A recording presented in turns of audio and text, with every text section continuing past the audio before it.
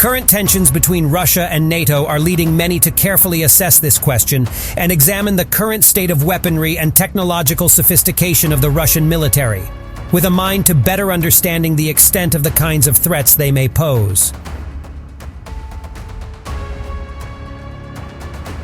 Naturally, Russia's military maneuvers and annexation of the Crimean Peninsula have many Pentagon analysts likely wondering about and assessing the pace of Russia's current military modernization and the relative condition of the former Cold War military giants' forces, platforms, and weaponry.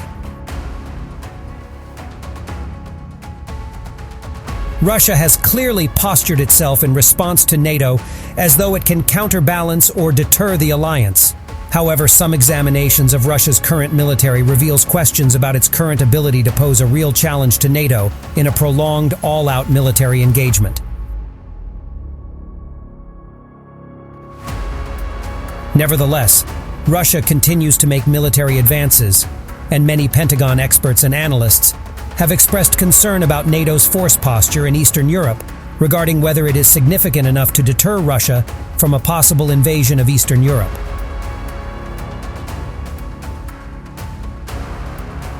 Also, Russia's economic pressures have not slowed the country's commitment to rapid military modernization and the increase of defense budgets, despite the fact that the country's military is a fraction of what it was during the height of the Cold War in the 1980s.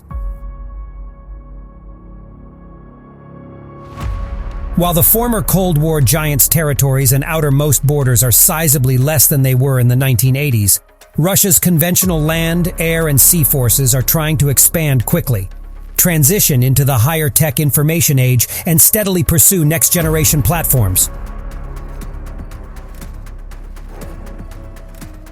Russia's conventional and nuclear arsenal is a small piece of what it was during the Cold War, yet the country is pursuing a new class of air-independent submarines, a T-50 stealth fighter jet, next-generation missiles, and high-tech gear for individual ground soldiers. The national interest has recently published a number of reports about the technological progress now being made by Russian military developers. The various write-ups include reporting on new Russian anti-satellite weapons, T-14 Armata tanks, air defenses, and early plans for a hypersonic sixth-generation fighter jet, among other things. Russia is unambiguously emphasizing military modernization and making substantial progress, the reports from the national interest and other outlets indicate. For instance, Russia has apparently conducted a successful test launch of its Nukes direct ascent anti-satellite missile, according to the national interest. This is the second test of the new weapon, which is capable of destroying satellites in space. The weapon was apparently launched from the Plesetsk test launch facility north of Moscow, the report from the national interest writes.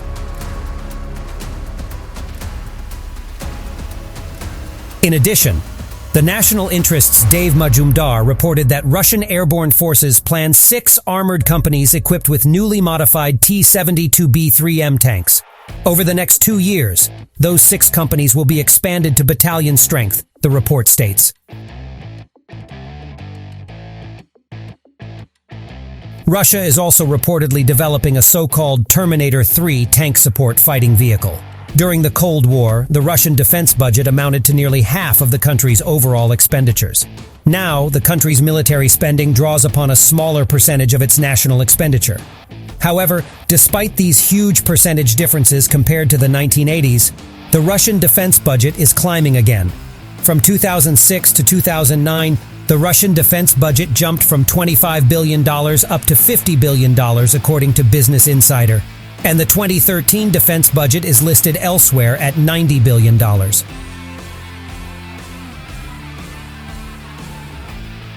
Overall, the Russian conventional military during the Cold War, in terms of sheer size, was likely 5 times what it is today. The Russian military had roughly 766,000 active frontline personnel in 2013 and as many as 2.4 million reserve forces, according to globalfirepower.com. During the Cold War, the Russian army had as many as 3 to 4 million members. By the same 2013 assessment, the Russian military is listed as having more than 3,000 aircraft and 973 helicopters. On the ground, globalfirepower.com says Russia has 15,000 tanks, 27,000 armored fighting vehicles, and nearly 6,000 self-propelled guns for artillery. While the Russian military may not have a conventional force the sheer size of its Cold War force, they have made efforts to both modernize and maintain portions of their mechanized weaponry and platforms. The Russian T-72 tank, for example, has been upgraded numerous times since its initial construction in the 1970s.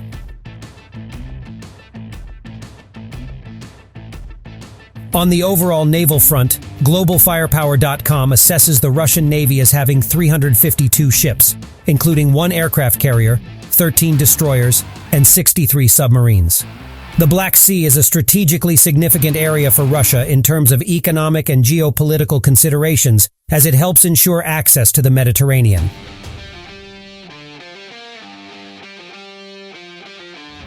Analysts have also said that the Russian military made huge amounts of conventional and nuclear weapons in the 80s, ranging from rockets and cruise missiles to very effective air defenses.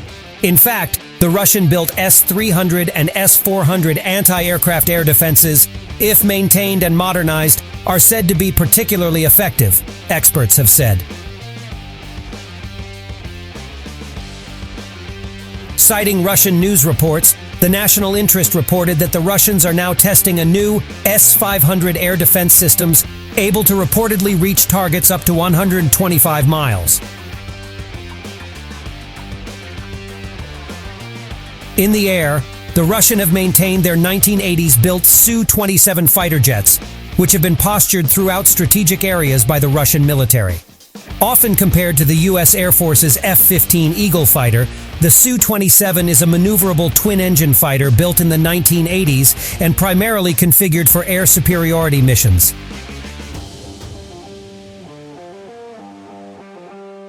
RAND Wargame.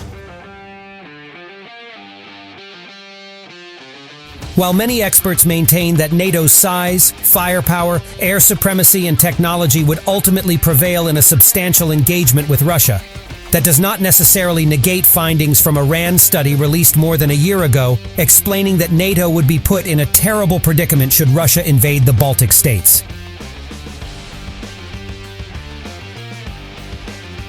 NATO force structure in Eastern Europe in recent years would be unable to withstand a Russian invasion into neighboring Latvia, Lithuania, and Estonia, the RAND study has concluded. After conducting an exhaustive series of war games wherein red, Russian, and blue, NATO forces engaged in a wide range of war scenarios over the Baltic states, a RAND Corporation study called Reinforcing Deterrence on NATO's Eastern Flank determined that a successful NATO defense of the region would require a much larger air-ground force than what is currently deployed. In particular, the study calls for a NATO strategy similar to the Cold War era's air-land battle doctrine from the 1980s.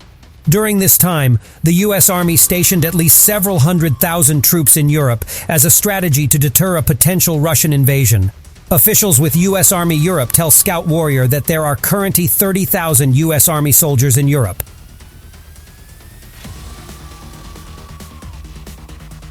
The RAND study maintains that, without a deterrent the size of at least 7 brigades, fires and air support protecting Eastern Europe, that Russia could overrun the Baltic states as quickly as in 60 hours.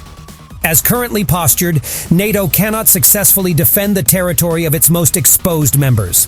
Across multiple games using a wide range of expert participants in and out of uniform playing both sides, the longest it has taken Russian forces to reach the outskirts of the Estonian and/or Latvian capitals of Tallinn and Riga, respectively, is 60 hours.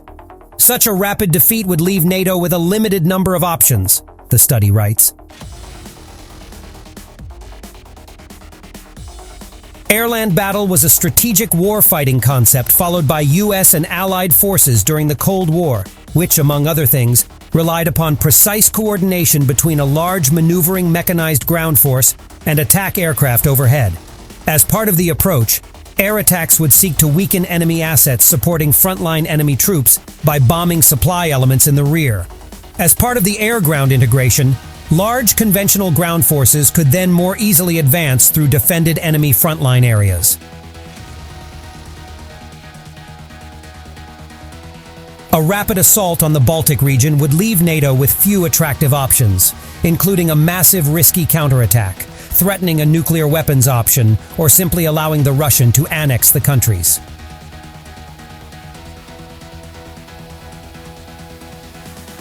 One of the limited options cited in the study could include taking huge amounts of time to mobilize and deploy a massive counterattack force, which would likely result in a drawn-out, deadly battle.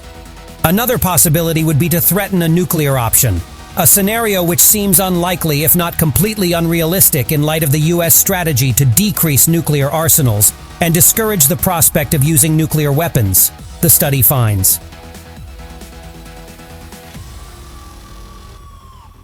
A third and final option, the report mentions, would simply be to concede the Baltic states and immerse the alliance into a much more intense Cold War posture. Such an option would naturally not be welcomed by many of the residents of these states and would, without question, leave the NATO alliance weakened, if not partially fractured.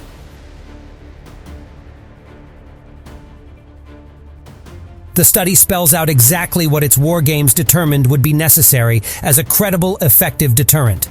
Gaming indicates that a force of about 7 brigades, including 3 heavy armored brigades, adequately supported by air power, land-based fires, and other enablers on the ground and ready to fight at the onset of hostilities, could suffice to prevent the rapid overrun of the Baltic states, the study writes.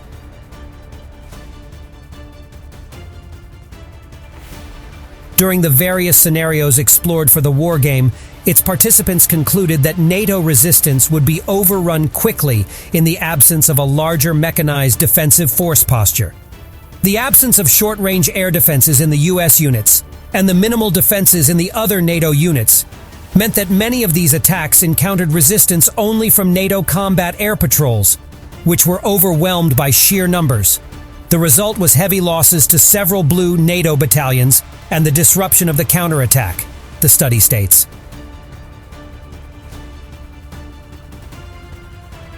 Latvia, Lithuania, and Estonia could be likely Russian targets because all 3 countries are in close proximity to Russia and spent many years as part of the former Soviet Union, the study maintains.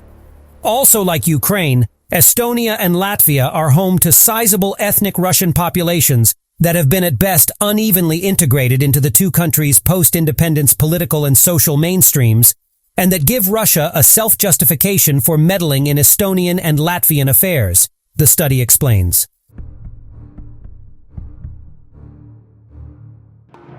The RAND study maintained that while expensive, adding brigades would be a worthy effort for NATO. Buying 3 brand new ABCTs and adding them to the U.S. Army would not be inexpensive. The upfront costs for all the equipment for the brigades and associated artillery, air defense, and other enabling units runs on the order of $13 billion. However, much of that gear, especially the expensive Abrams tanks and Bradley fighting vehicles, already exists, the study says. The actual NATO troop presence in Eastern Europe is something that is still under consideration and subject to change in this new administration. For quite some time, NATO and the US have been considering adding more troops to the eastern flank as a way to further deter Russia. The Pentagon's European Reassurance Initiative, introduced last year, calls for additional funds, forces, and force rotations through Europe in coming years. It is unclear what the force posture will ultimately be. At the same time, the Pentagon's $3.4 billion ERI request does call for an increased force presence in Europe, as well as fires, pre-positioned stocks, and headquarters support for NATO forces. Officials with U.S. Army Europe tell Scout Warrior that more solidarity exercises with NATO allies in Europe are also on the horizon, and that more manpower could also be on the way.